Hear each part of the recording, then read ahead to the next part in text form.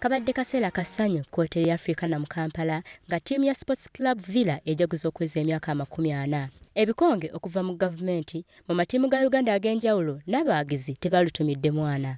Wano Pulezidenti Museveni akikkaatiriza nti ebyemizannyo bya mugaso eri eggwanga kuba bireetayo enkolagana mu bantu ab'endowooza ez'enjawulo.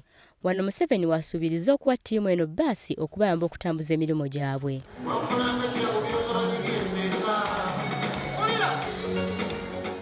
Ate ye omukungu wa Rwanda mu Uganda, Frank Mugabenga, ng'akiikiridde Pulezidenti Paul Kagame agambye nti ebyemizannyo bikolewa ebintu bingi okugeza empisa n'ebirala.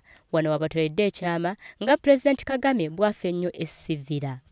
Let me, by way of the message from him, mention that his support and friendship for Villa and indeed the sports fraternity is founded on the shared values that sports espouses.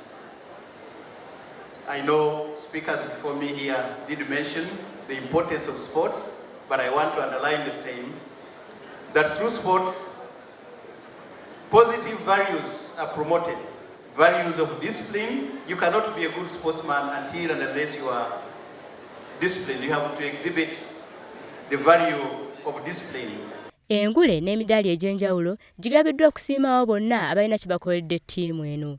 Bano kuliko omukulembeze wa Uganda ne Rwanda. Edgar Watson yalondeddwa ng'omusambi asinga ate Andrew Fimbo Mukasa n'aweebwa ekyomuteebi akyasinze. Okusinziira ku Edgar Watson, okwegatta kuno kwa kubayamba okuddamu okutereeza ttiimu yaabwe okusobola okuwangula ebikopo ebiwera.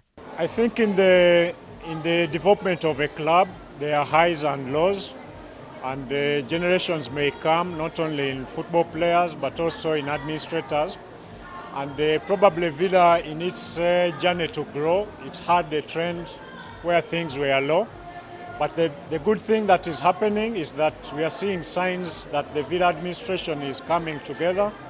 It is bringing people together, and what is being done today is a very good sign to pick all the fans, the players, the former people who are in Villa and the upcoming fans. Ate ye omuyimbi Mathias Walukagga alabudde abo bonna abaana b'eŋŋanga nti kaakubajjuntuka. Kati abawagizi ba Villa mukomeewo musubire kyamaanyi nnyo, abaana bato basamba omupiira, bakooki twalese bazungu, sente weeziri, ffe tubaddewo, ffe tetuvanga awo n'abaali baabula.